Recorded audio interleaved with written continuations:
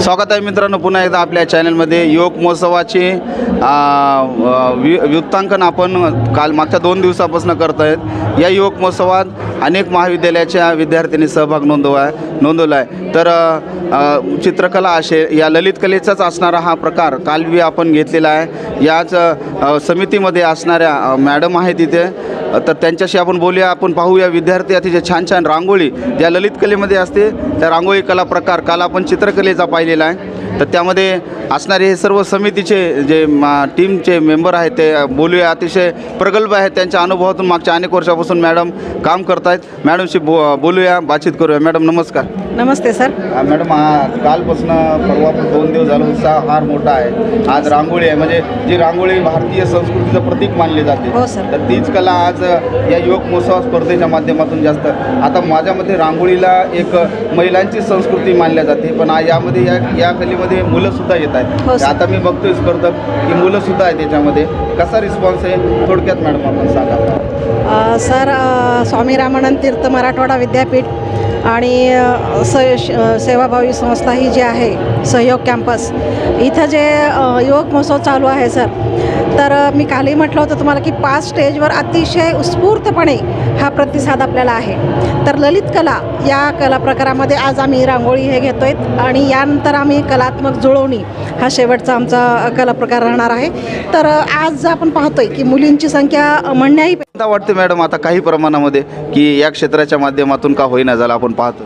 हो सर, म्हणजे असं आता म्हणता येणार नाही की हे काम फक्त मुलींचं नाही, अजिबात नाही आहे, कुठलाच भेद नाही आहे सर। आज आपण पाहतोय की अनेक मुलंसुद्धा आमच्या ह्याच्यामध्ये रांगोळीमध्ये सहभाग घेतलेले आहेत आणि मुली आणि मुलं ह्याच्यामध्ये कुठलाही भेद आज राहिलेला नाही आहे। मॅडम कसे आहे स्पर्धा आता, किती सहभागी स्पर्धक आहेत, आता याचे निकष करण्यासाठी जे परीक्षक असतात याचं कसं ठरवलं जाते, म्हणजे विशेष काही त्याच्या या स्पर्धेसाठी काही विषय दिलेला आहे का रांगोळीचा असं काही? आज आता परीक्षकांनी आमच्या रांगोळीसाठी त्यांनी उत्सव असा विषय दिलेला आहे। मग यामध्ये प्रत्येक उत्सव आपण संस्कृती त्यामधून रेखाटणं, म्हणजे आपण फक्त की उत्सव म्हणजे उत्सव नाही आहे, तर त्यामधून आपली संस्कृती काय, महाराष्ट्राची संस्कृती काय आहे, यामधून आज आपण अनेक रांगोळ्या काढल्यानंतर सर तुम्ही पहा की प्रत्येक ह्याच्यामधून तुम्हाला प्रत्येक संस्कृती ही जोपासलेली आहे, हे रांगोळीमधून आपल्याला सिद्ध करता येईल। मॅडम तुमच्या आवडीचा कलाक्षेत्रातला कुठला छंद आहे किंवा आवड आहे, गाण्याची आहे, नृत्याची आहे, किंवा आता ललित कलेसारख्या क्षेत्रात आणि योग महोत्सवात कालच बोलत की तुमच्या अनुभवातून अनेक वेळेस आपण योग महोत्सव, मला तरी वाटते आम्ही मॅडम योग महोत्सवातूनच घडलेलो पॅकेज आहेत की ज्याच्यामध्ये वेगळा आनंद आणि एक वर्षभर ऊर्जा साठवण होते या महोत्सवातून। आजसुद्धा आपण सक्रिय आहात, काय सांगाल मॅडम? सर खरोखरच मला या ह्याच्यामध्ये आवड आहे। मी हिस्ट्रीची प्राध्यापिका आहे श्री शिवाजी कॉलेज कंधार, इथं मी सिनियरला प्राध्यापिका म्हणून काम करते। आमच्याकडे रिसर्च सेंटर आहे सर, मी PhDची गाईड आहे। ह्या कामामध्ये मी समाधानी आहे, समाधानी नाही असं नाही, पण एक माझी आवड जी आहे सर मी जोपासण्याचा प्रयत्न करते। मला अभिनयाची आवड आहे सर, लहान मोठ्या चित्रपटामध्ये मी जवळपास 4-5 चित्रपटामधून काम केलेली आहे। आवडता अभिनेता अभिनेत्री? स्मिता पाटील, नाना पाटेकर, अमिताभ बच्चन यांच्याकडं खरोखरच त्यांचा चित्रपट कुठला असा प्रभाव करतो का? आपण सुद्धा एक अभिनेत्री म्हणून सुद्धा आपल्याला अभिनयाची आवड आहे, आपण सुद्धा त्या लुकमध्ये असता मॅडम, मी पाहिला त्याचे छान। आज सुद्धा काय वाटतं मॅडम, कुठला असा आवडलेला त्यांचा अभिनय प्रभाव टाकणारा? स्मिता पाटीलचे अनेक असे चित्रपट गाजले। हो सर, स्मिता पाटलांचे अनेक चित्रपट आहेत, नाना पाटेकर सरांचे अनेक चित्रपट आहेत की ज्या चित्रपटामधून आपण सामाजिक संदेश असेल की आपली सामाजिक बांधिलकी का आहे यामधून आपण अनेक चित्रपट आहेत सर त्यांचे। अच्छा, कुठल्या याच्यात चित्रपटात आपण म्हणलाय की संधी मिळाली आपल्याला किंवा नाटक? हां सर, आपल्या नांदेडला शूट झालेला एक चित्रपट होता पाटील, यामध्ये पण माझी छोटीशी भूमिका आहे। निबार नावाचा एक चित्रपट आहे सर, शशांक शेंडे सर, देविका दप्तरदार यांच्यासोबत पण मी एक कोल्हापूरला शूट झालेला निबार नावाचा चित्रपट, त्याच्यामध्ये मी काम केलेली आहे। आत्ताच यवतमाळला एक शूट झालेले सर उकंड्या नावाचा चित्रपट, त्यामध्ये मी आईची भूमिका केलेली आहे। उकंड्या म्हणजे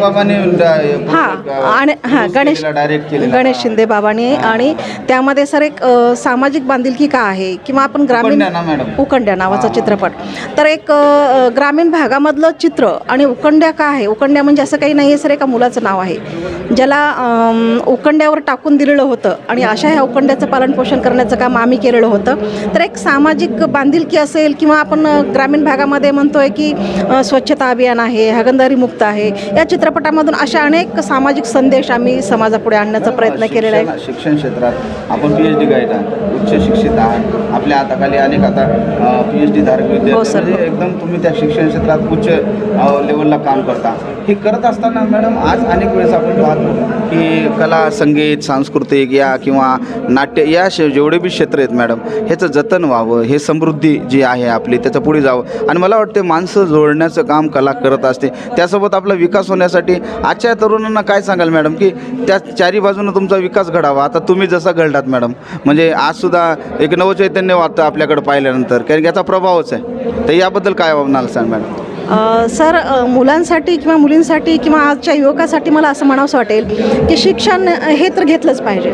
शिक्षणाशिवाय कुठलंच आपण कार्य करू शकत नाही. समृद्धी येते. पण त्याचबरोबर सर, विद्यार्थ्यांमध्ये जे कलागुण आहेत, ज्याला आपण अनेक विद्यार्थ्यांमध्ये अनेक कला आपण दडलेले पाहतोय, तर ह्या कलागुणसुद्धा जोपासल्या पाहिजेत. प्रत्येकाची आवड जी आहे, आता आपण पाहतोय सर, नवीन राष्ट्रीय शैक्षणिक धोरण आलेलं आहे, त्यामध्ये विद्यार्थ्याला केंद्रबिंदू मानून हा सिलेबस बनवलेला आहे. किंवा विद्यार्थी घडवणं पण शिक्षणच देऊन नाही, तर त्याला अनेक कार्यामध्ये त्याला सहभाग घेता आला पाहिजे. अनेक उद्योजक आहेत, अशा आहेत की त्याला त्याच्यामध्ये काम करता आलं पाहिजे. हे सुद्धा आपण केलं पाहिजे. म्हणजेच विद्यार्थी हा फक्त अध्ययन किंवा अध्यापन याच्याही पलीकडे जाऊन आपले जे कलागुण आहेत हे जोपासले पाहिजेत असं मला वाटतं सर. खरंच आहे की शिक्षण माणसाला समृद्ध करतो, सचेत करतो, प्रगती करण्यासाठी आपल्याला प्रगल्भ करतो. यासोबत आपल्या अंगाई असणाऱ्या कलागुणांचा विकास प्रत्येक व्यक्तीने केला पाहिजे आणि खास करून विद्यार्थ्यांनी भविष्य स्वतःचं घडवण्यासाठी आणि त्या दृष्टीने पुढे जाण्यासाठी मला वाटते की या कला, सांस्कृतिक या गुणांना आपण क्रीडाचा विकास जर केला तर मला वाटतं आयुष्याची वृद्धिंगत होईल मॅडम.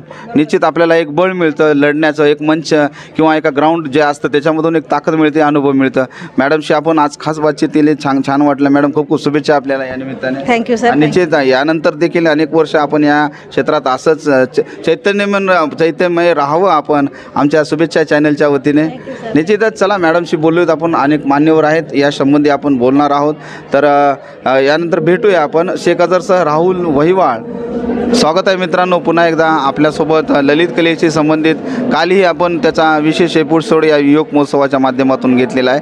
आजसुद्धा हा विशेष वृत्तांत आपण घेतोय. आता मॅडमशी आपण बातचीत केली या कमिटीच्या आणि आता काल ज्या मॅडमला आपण बोललो होतो ते आज नियोजन त्यांचं या ललित कलेशी संबंधी असणारे रांगोळी स्पर्धा आहे. भरीव प्रतिसाद आहे. मॅडमशी बातचीत करूया, बोलूया. मॅडम नमस्कार. नमस्कार. काल मॅडम खूप छान बोलणं झालं, प्रतिसाद खूप छान भेटलेला आहे. युवक महोत्सवाचा जल्लोष आहे. आज मुलींच्या संख्येसोबतच मुलांची संख्या भरपूर दिसते या ललित कलेच्या रांगोळी स्पर्धेमध्ये. काय सांगाल मॅडम याच्यामध्ये? या रांगोळी स्पर्धेमध्ये खरं तर मुलीच फक्त पहिल्यांदा भाग घ्यायच्या, पण आता सध्याच्याला रांगोळीमध्ये जो संस्कार भारती आहे यांनी सुरुवात केली परभणीमधून आणि तिथून मुलांची सुरुवात झाली मुलांनी रांगोळी काढण्यासाठी म्हणून आणि तिथून मग प्रवाह हा मुलांचा रांगोळी स्पर्धेमध्ये वाढत गेलेला आहे. मॅडम आता बऱ्याच महाविद्यालयामध्ये ललित कलेच्या संबंधी असे विभाग नाही आहेत जसं विकसित व्हायला पाहिजे मॅडम. आपल्या आता आपण ज्या महाविद्यालयाशी निगडीत आल तिथे असेल, पण या कलागुणांचा सुद्धा विकास व्हावा यासाठी काय वाटते मॅडम की त्या पद्धतीनं तो विभाग विकसित झाला पाहिजे मॅडम? खरं तर NEP 2020मध्ये खरं तर याची तडजोड व्हायला पाहिजेत होती, कारण सोबतच कलागुणाला थोडासा वाव द्यायला पाहिजेत होता, पण तेवढा जास्त असा दिला गेलेला नाही. पण कलेचा जो उपासक आहे तर तो कधीही उपाशी मरत नाही असं मला म्हणायचं. ठीक आहे मॅडम, परंतु विद्यापीठ स्तरावर, महाविद्यालयाच्या स्तरावर या शासन स्तरावर या सगळ्या कलांना समजा एक मंच भेटतोय तर त्याला एक मान्यता भेटत असते. तर ह्याच्यासाठी सुद्धा मोठ्या प्रमाणात कार्य जर झालं तर माझ्या मते विकास फार लवकर चांगल्या पद्धतीने संधी मिळत राहील. महाविद्यालयीन स्तरावर खरं तर अशा कलागुणांचा विकास झालेला आहे, पण काही महाविद्यालयामध्ये अशा प्रकारचे विषय ठेवण्यात आलेले नाही. हां कारण तिथं कसं आहे, आणखीनही पाहण्याचा दृष्टिकोन मुलींनीच रांगोळी काढावी किंवा मुलांचं हे काम नाही आहे असा जो पाहण्याचा जो दृष्टिकोन आहे तर तो आणखीनही पुरेपूर 100% असा पुरुषांचा बदललेला नाही आहे. मॅम आता ललित कलेचे या प्रकारामध्ये आता कुठकुठले स्पर्धा राहिलेल्या आहेत, काय काय राहिलेले आहे? आता एक इन्स्टॉलेशन आहे. इन्स्टॉलेशन हा असा प्रकार आहे की जो पण वेस्टपासून बेस्ट तयार करण्यात येत असतो. हा एक अप्रतिम असा गोष्ट आहे ज्याच्यामध्ये वेगवेगळ्या प्रकारचे कचरे आहेत. ई कचरा आहे, जो मोबाईल्स खराब झाले आहेत त्याच्यातून सुद्धा सुंदर त्याच्यातून कलाकृती निर्माण करत असतात मुलं. दुसरं आहे अगदी उकिरड्यामधून सुद्धा मुलं चांगल्या प्रकारची वस्तू शोधून आणत, म्हणजे खराबापासून कशा प्रकारची आपण चांगली वस्तू बनवतो हे याच गोष्टीपासून आपल्याला शिकायला मिळतं. मॅम आपला परभणीशी ही फार नाळ आहे, त्याच्याशी जुळलेला आहात, तिथेही आपण होतात, आता जॉबनिमित्त बाहेर आहात. काय वाटते आम्ही परभणीकर, जगात जर्मनी आणि भारतात परभणी जे विरुद्ध वाक्य आहे, तर त्याबद्दल काय वाटते? परभणीबद्दल हा वेगळा जोडा प्रश्न आहे माझा, कारण की आम्हा परभणीकर नेहमी सांस्कृतिक क्रीडा साहित्यामध्ये आपण पाहतो की तुम्ही त्यातलेच आहात. खरं तर परभणीच्या ज्या आठवणी आहेत तर त्या कधीच विसरू शकत नाही, कारण मी पहिल्यांदा तिथं सर्व्हिस केलेली आहे. रावसाहेब जामकर यांचं कमलताई जामकर महाविद्यालय जे आहे ना त्यात मी सर्व्हिस केलेली आहे. सुरुवातीला मला असं म्हणावंसं वाटते की परभणीकरांमध्ये जो साहित्य आजही जिवंत आहे तर ते परभणीकरामध्येच जो रुजलेला आहे तर ते आजही कायम आहे. दुसरी गोष्ट अशी आहे की तिथं कला, साहित्य, क्रीडा, सांस्कृतिक या सगळ्या गोष्टीची जोपासना होत असते आणि त्याला फुलवण्याचं काम तिथले परभणीकर करत असतात. आणि मी खरं तर मान्य करते की जगात जर्मनी, भारतात परभणी. निश्चितच प्रभावती नगरी जी परभणी आहे त्यामध्ये अनेक गुणवंत आहेत. मॅडमसुद्धा तिथे होत्या. बरं मॅडम, आपल्याला कुठल्या कला, आता ललित कलेशी, संगीताशी, कोणत्या याची आपली आवड विशेष सांगा काय? मला रांगोळी काढायला आवडते, पण कसं आहे प्रत्येक एक स्त्रीला असं वाटत असतं की ही रांगोळी पुसल्या जाणार आहे, हिला दुसऱ्या दिवशी मोडून काढायची आहे, तरी पण ती इतकी तन्मयतेने ती रांगोळ काढत असते. आपल्या त्या रंगामध्ये आपला जीव भरत असते.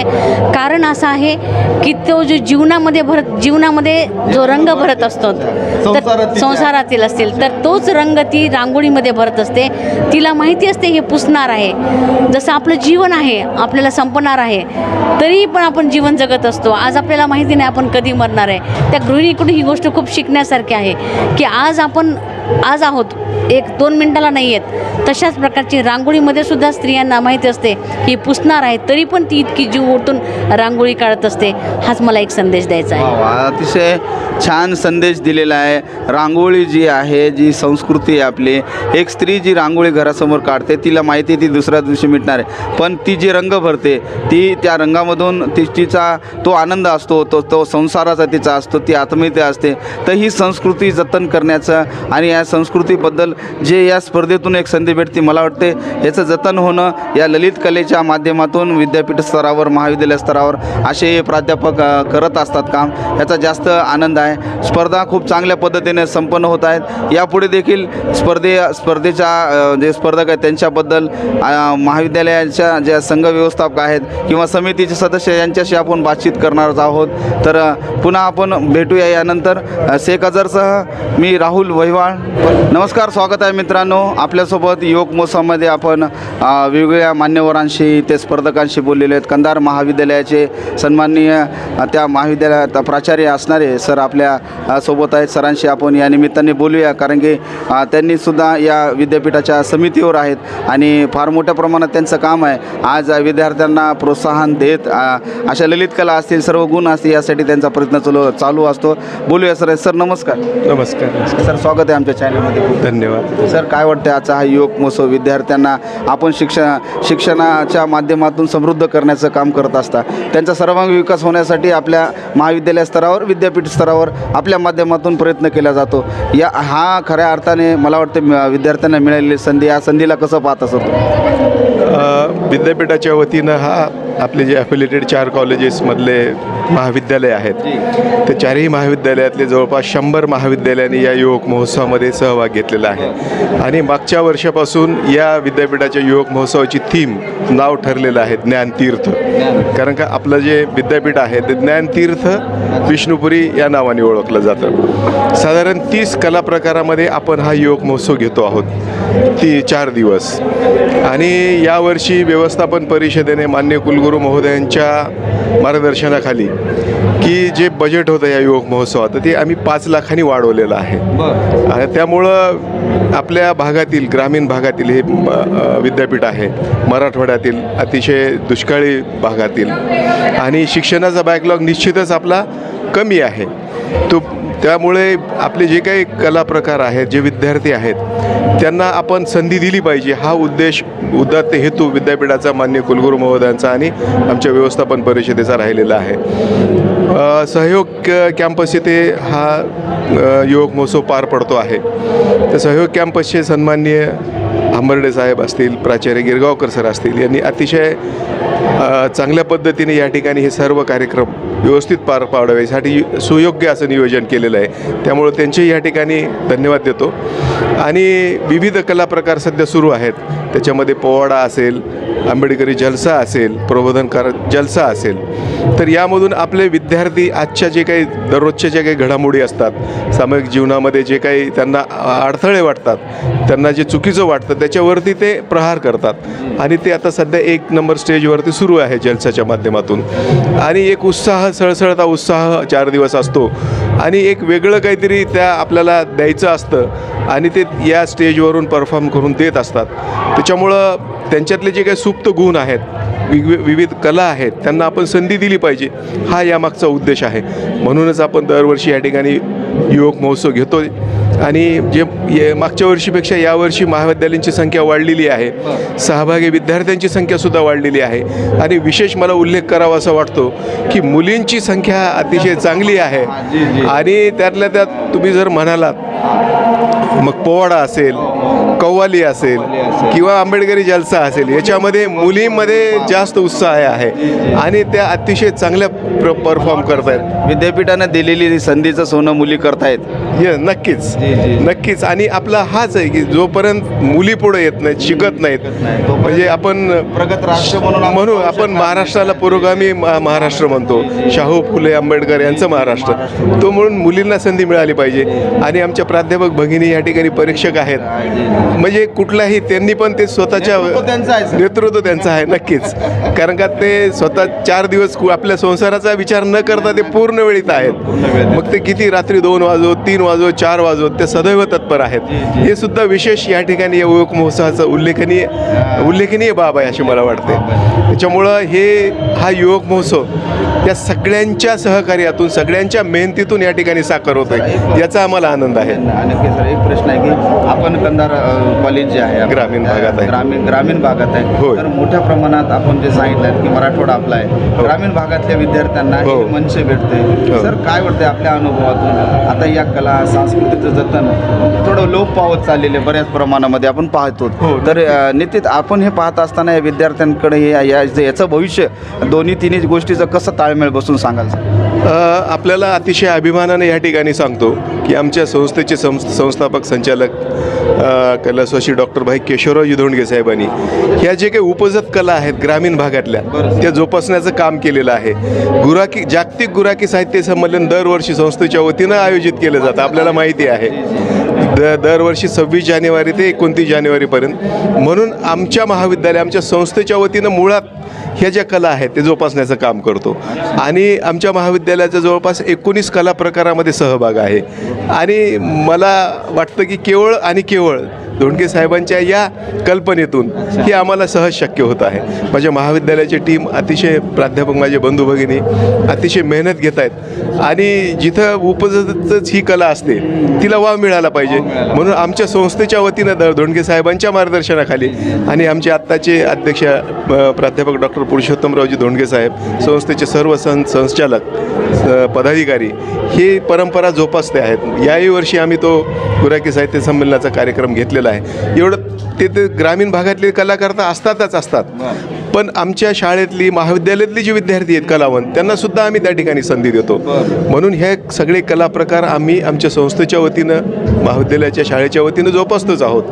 आणि त्याच अनुभवावरती आम्ही इथपर्यंत येत आहोत. सर एक शेवटचा प्रश्न, सर प्राचार्य आपण आहात, प्राध्यापक आहात, शिक्षक आहात, या पलीकडे एक पालक सुद्धा आहात आपण. नक्कीच. आपल्यालाही मुली आहेत, मुलं आहेत, आपण पाहता आपण प्रगल्भ आहात, वैचारिक सगळ्या बाजूनी समृद्ध आहात. पण होतं काय सर की आज आपण मुलींच्या बाबतीत पाहतोय सर, बऱ्याच वेळेस नाही का ग्रामीण भागात असेल किंवा बऱ्याच शहरी भागात मध्यमवर्गीय याच्यामध्ये मुलींमध्ये कलागुण असतात, त्यांनाही बरेच काही करतात, शिक्षण अनेक गोष्टी आता तिथे पालकांनी कुठेतरी थांबवले जातात पालक, तिच्या मग तिथे स्टॉप होऊन जाते. मग अशा पालकांना एक शिक्षक म्हणून एक पालक म्हणून काय संवाद साधून आमच्या माध्यमातून सांगाल सर की मानसिक मी या ठिकाणी म्हणेल, मी आत्ताच उल्लेख केला की पोवाडा आहे, जलसा आहे, कव्वाली आहे, यामध्ये मुलींचा सहभाग अधिक आहे. आपण म्हणताय तसं आहे या ठिकाणी वास्तव की ग्रामीण भागातल्या मुली थोडंसं पुढं कमी येत आहेत, म्हणजे कमी प्रमाण आहे त्यांचं सहभाग बघण्याची आहे, निश्चितच आहे. आम्ही वेळोवेळी सुसंवाद साधतो पालकांशी, त्यांना सांगतो की शिक्षणाचं महत्त्व सांगतोय. आम्ही महाविद्यालयामध्ये वारंवार त्यांना बोलून प्रबोधन करतोय त्यांचं की शिक्षणाशिवाय तरुणोपाय नाही, आणि शिक्षणामुळंच आज डॉक्टर बाबासाहेब आंबेडकर या जगाला एक ज्ञान आदर्श व्यक्ती, सिम्बॉल ऑफ नॉलेज म्हणून आपण दिलेलं आहे. त्यांच्या मागे माता रमाई होती नक्कीच, आणि हे याचा आदर्श महात्मा ज्योतिबा फुलेंसोबत सावित्रीबाई फुले होती, त्यांनी हेच कार्य केलेलं आहे. म्हणून हा आदर्श मुलींनी पालकांनी डोळ्यासमोर ठेवला पाहिजे. रमाई, आंबेडकर, सावित्रीबाई फुले, जिजाऊ हे फक्त नाव घेण्यासारखं नाही, म्हणजे त्यांची कृतीतून आपण देणं गरजेचं. आणि ज्या मुली शिकल्या पुढे गेल्या, निश्चितच आज आपण पाहतो की आज चंद्रावरती मागच्या 3 महिन्यापासून ॲस्ट्रॉनॉट होत आहेत. बिलकुल कुठल्याही क्षेत्रामध्ये कमी नाही आहेत. विल्यम्स सारखे गेली, सुनीता विल्यम्स आहेत, आता 4 महिने 5 महिने झाले, ती अजून अंतराळामध्ये आहे. म्हणजे या भारतामध्ये आपण जर पाहिलं तर ह्या सगळ्या महामानवांच्या ज्या काही सोबती होत्या, अर्धांगिनी होत्या, माता होत्या, त्यांचा आदर्श घेऊन जगतायत. म्हणून आपल्याला कुठल्याही क्षेत्रामध्ये आज मुली पुढं दिसत आहेत. पण हे ग्रामीण भागामध्ये थोडंसं कमी आहे, याची आम्हाला पण खंत आहे. माझं महाविद्यालय ग्रामीण भागात होईल सर, नक्कीच होईल. सगळ्यांनी सामूहिक प्रयत्न करणं गरजेचं आहे. सर्व नक्कीच सगळ्या घटकांनी करणं गरजेचं आहे असं मला या ठिकाणी वाटतं. आणि निश्चितच तसा प्रयत्न सकारात्मक राहावं, बिलकुल राहावं. अडीअडचणी सोडवण्यासाठी आहेतच आम्ही. शिक्षक म्हणून आमचं कर्तव्य आहे. आम्ही पुढे गेलो ग्रामीण भागात, शिक्षक आणि विद्यार्थी त्रिसूत्री समन्वय असणं नक्कीच असला पाहिजे. आणि तेवढं सहकार्य विद्यापीठ करत आहे, संस्था करत आहेत, संस्था चालक करत आहेत. त्यांनी अजून वेगळं काही देता येईल का मुलींसाठी, त्यांना असं सेक्युरिटी वाटली पाहिजे, अशा काही गोष्टी आपल्याला अजून करता येतात का, याचे सगळ्यांनी विचार केला पाहिजे. तरच ही जे ग्रामीण भागामध्ये थोडंसं मुलींची संख्या मागे आहे ती अजून वाढेल, ती भरून निघेल, नक्कीच निघेल. मग त्याच्यामुळं पालकांनी थोडंसं सकारात्मक राहावं, शिक्षकांवरती विश्वास ठेवावा, सगळ्यांवरती विश्वास ठेवावा. कारण का शेवटी समाज शिकला तर समाज उन्नत होईल आणि विचाराची एक पेरणी चांगल्या प्रकारे होईल. अन्यथा मग काही उपयोग नाही. हे सगळं फक्त केवळ कागदावरतीच हे राहून जाईल आणि त्याला काही उपयोग असणार नाही, माझं मत आहे. सरांशी बऱ्याच बाबींवर दीर्घ चर्चा आज झालेली. युवक महोत्सव मित्रांनो, लक्षात घ्या की शिक्षणानेच माणूस समृद्ध होतो. आणि सरांशी बोलण्यात बऱ्याच गोष्टींचा आपल्यासमोर सार आला असेल की मुलींना संधी मिळणं गरजेचं आहे. पालकांचीही भूमिका याच्यामध्ये महत्त्वाची. आणि विद्यापीठ स्तरावर, महाविद्यालय स्तरावर शिक्षक जे आहेत ते त्यांच्या वतीने प्रयत्न करतात. फक्त पालकांनीसुद्धा आपल्या मुलींना संधी देण्यासाठी पुढाकार घ्यायला पाहिजे. आणि खऱ्या अर्थाने मग जिजाऊ असेल, रमाई असेल, सावित्री असेल, आपण फक्त फोटोला त्यांचं अभिवादन करतो, पण कृतीमध्ये त्यांचा जो विचार आपल्या मुलींमध्येच ते आपल्याला बघणं गरजेचं आहे. तेव्हाच आपल्या मुली प्रगत होतील. विद्यापीठाने, महाविद्यालय स्तरावर प्राचार्य सर असतील, सगळं यांनी संधी देण्याचा प्रयत्न आहे. संधीचं निश्चित या मुली सोनं करतील. भविष्यामध्ये वेगवेगळ्या क्षेत्रामध्ये या मुली आपल्याला दिसतीलच. आणि या माध्यमातून आम्ही आपल्यापर्यंत हे सर्व पोहोचवण्याचं काम करत आहोत. Video journalist Sheikh Azhar sir, Rahul Vahiwal, Nanded. Swami Ramanand Tirth Vidyapeeth युवक महोत्सव चालू आहे. जल्लोषामध्ये 2 दिवस झाला, आज 3रा दिवस आहे. आणि यामध्ये विशेष म्हणजे महिलांची आघाडी आहे आणि मुलींमध्ये जास्त उत्साह आहे. आणि मुली फार मोठ्या प्रमाणामध्ये यात सहभागी झालेल्या आहेत. आणि विशेष म्हणजे ज्या संयोजन समिती आहेत त्याच्या मुख्य याच्यामध्ये सुद्धा महिला आहेत. मला तरी वाटतं सावित्री, जिजाऊ अहिल्या होळकर असतील, या सर्व आपल्या महानायिका आहेत, यांचा हा वारसा या महिला जपत आहेत. खूप चांगलं वाटतं मुलींची संख्या आणि यांची. आणि काल बी आपण या सर्व प्राध्यापक शिक्षिकांशी आपण बोललेलो आहेत. यापूर्वी मॅडमशी आपण बोललो आहेत. दोन्ही आता 2 मॅडम आहेत, काल बोललो आहेत, आज बोलूया त्यांच्याशी. विशेष म्हणजे रांगोळी जी आहे, जी भारतीय संस्कृतीचं प्रतीक मानलं जातो, त्याबद्दलच आपण आता या स्पर्धेबद्दल आणि मॅडमबद्दल बोलूया. मॅडम, स्वागत आहे पुन्हा एकदा. नमस्कार सर. खरं तर तुमचे खूप खूप आभार. तुमचं चॅनल आणि तुम्ही या युवक महोत्सवाला एका उंचीवरती नेऊन पोहोचवताय आणि खऱ्या अर्थाने हे सगळं समाजापर्यंत गेलं पाहिजे, हीच एक भूमिका घेऊन मुळात युवक महोत्सव असतात आणि समाजातल्या पुढच्या पिढीला दिशादर्शक आपण काहीतरी करावं आणि त्याच्या संदर्भानेच मग संस्कृती, मग समाज, मग या सगळ्या चळवळी, या सगळ्या गोष्टींच्यामध्ये विद्यार्थ्यांना कुठेतरी त्यांचा कलागुण विकसित होत वैचारिकसुद्धा त्यांची क्षमता. म्हणजे आज जर आपण बघितलं तर आंबेडकरी जलसा आपण करतोय, आपण लोकनृत्य करतोय आणि म्हणजे एकूण सगळंच म्हणजे आपण नाटक करतोय.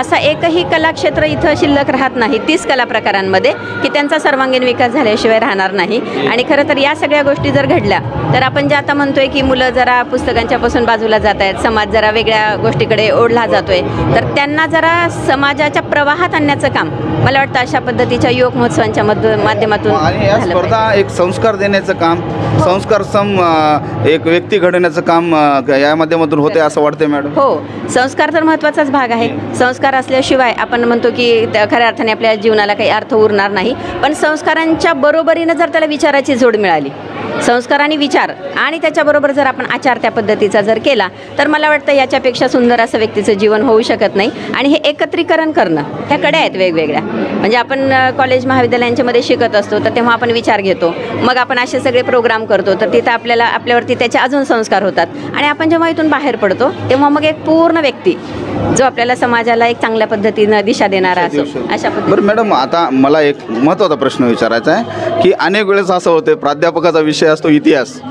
त्याला देण्यात येते प्रशासनाकडून मॅथ, ते सांभाळा. तर याच्यामध्ये मला एक विचारायचं की आता ललित कला आहे, तर या समितीच्या अंतर्गत तुम्हाला सांगण्यात आलेले की तुम्ही या समितीत आहात, मग आवड आहे का नाही, या क्षेत्राशी निगडीत आहात का नाही, किंवा मला काम दिलेलं मला करायचं आहे, या दोन्ही तिन्ही बाजू थोडक्यात. नक्कीच सर. मी स्वतः माझ्याबद्दल सांगायचं झालं तर मी रांगोळी आर्टिस्ट आहे. मी साहित्यिक पण आहे, मी कविता पण लिखाण करते आणि पूर्ण महाराष्ट्रभर. पहिले कवितेचा विषय काढलेला आहे, तुम्ही लिहिलेली एखादी चारोळी किंवा कविता आमच्या श्रोत्यांना पुढे बोलूयात म्हणतात. मी आंबेडकरांच्या वरतीच एक चारोळी सांगेन. जग किती सुधारले मला आज कळलं, जग किती सुधारले मला आज कळलं. काल सुट्टी होती बाबासाहेबांच्या पुतळ्याचं अनावरण झालं म्हणून, काल सुट्टी होती बाबासाहेबाच्या पुतळ्याचं अनावरण झालं म्हणून, आणि आज बंद होता त्याच पुतळ्याची कुणीतरी विटंबना केली म्हणून. आणि आज बंद होता त्याच पुतळ्याची कुणीतरी विटंबना केली म्हणून. कारण बंद आपण कुठे करतो आणि सुट्टी आपण कुठे जाहीर करतो हे मला थोडंसं त्याच्यातून मांडायचं होतं. आणि ही मी BA फर्स्ट इयरला केलेली पहिली चारोळी होती, ज्या वेळेला आंबेडकरांच्या. याचा अर्थ युवक महोत्सवातून देखील आपण सहभागी होत, म्हणजे हा आवडीचाच विषय मॅडम. आवडीचाच विषय आहे आणि घरातूनच वातावरण तसं पोषक होतं. माझे वडील मार्क्सवादी कम्युनिस्ट पक्षाचे, त्याच्यामुळे चळवळीतूनच आम्ही आलेलो आहोत. रांगोळी वगैरे ह्या सगळ्या मुळात मी सांगते की मी कुठलाच देव मानत नाही. मी पूर्णपणे अगदी या सगळ्या विचारांच्या खूप पुढे जाऊन पोहोचलेली आहे. मला माहिती आहे त्याच्या पाठीमागचं विज्ञान, मला माहिती आहे त्याच्या पाठीमागची कारणं, त्यामुळे मी ठामपणे डोळसपणे सांगते की नाही, पण मी रोज रांगोळी काढते. कारण मला माहिती आहे रांगोळीच्या पाठीमागचं विज्ञान काय, मला माहिती आहे रांगोळी किती उत्साह देऊन जाते, मला माहिती आहे रांगोळी किती ऊर्जात्मक आपल्याला दिवसभर सगळ्या गोष्टी करायला हे करते. संस्कृतीचं प्रतीक म्हणण्यापेक्षा मी आनंदाचं प्रतीक मानेन. हे आनंदाचं प्रतीक आहे आणि हा उत्साह आपल्याला दिवसभर टिकवण्यासाठी, वर्षभर टिकवण्यासाठी, आयुष्यभर टिकवण्यासाठी कुठली ना कुठली कला आपण जोपासली पाहिजे. कला म्हणून मी पाहते.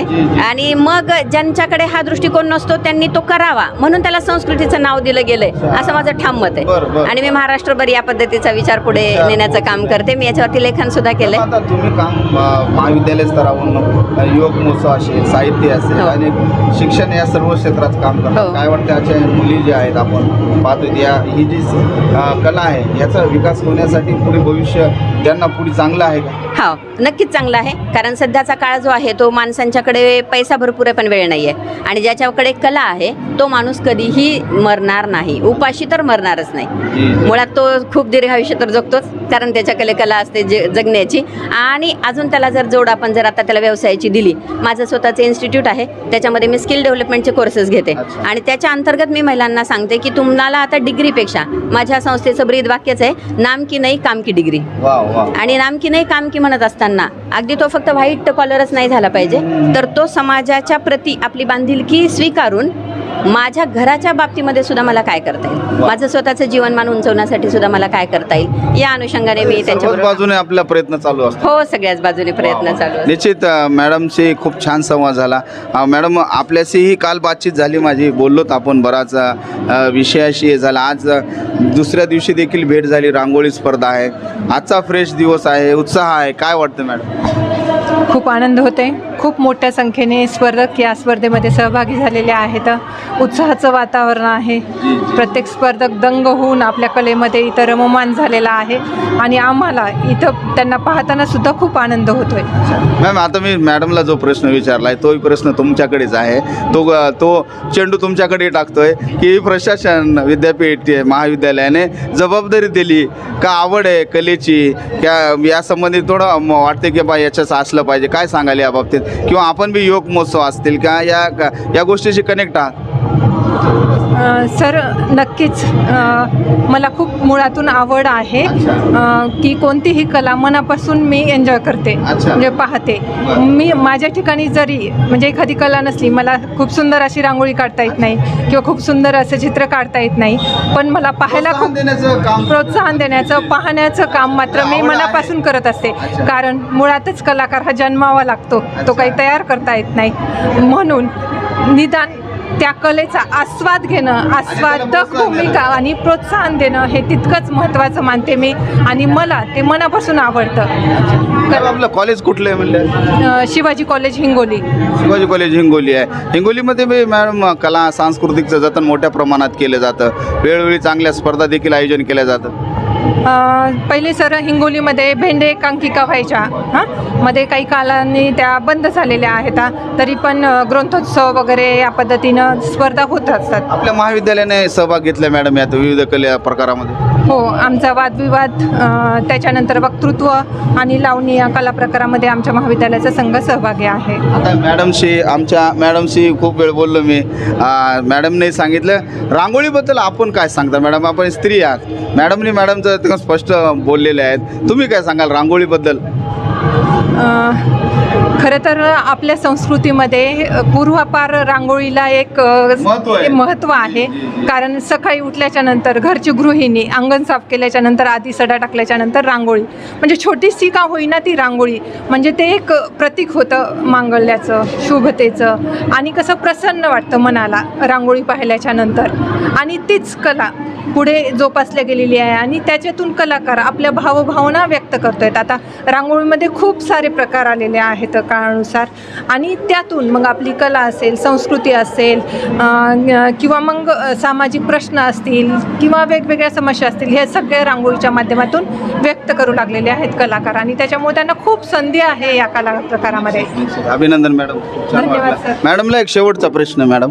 आता चेंडू तुमच्याकडे, तोच चेंडू तुमच्याकडे, की नेमकं आवड आहे, सवड काढलेली आहे, प्रशासनाचं काम करतोय, जॉब आहे का, मग आपण सांगतायत की बाबा नाही मला आवड आहे?